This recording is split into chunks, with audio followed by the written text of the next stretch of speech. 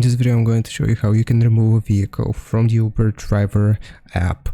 Now what we want to do actually is load up our web browser, and I'll explain why in a second. Here it's gonna make sense. So just Google search for remove vehicle Uber, and here we will click on this second article, how do I remove a vehicle from Uber.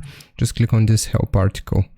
Now it's going to show us this, go to supplier.uber.com. So we're just going to click on this link here, and it's automatically going to log you in with your Uber driver account here. If you're not logged in, you can click on the three dots here or the three lines and just log in with another account. Now from within the app here, we're just going to click on vehicles and then just click on the vehicle which we can use and we want to remove.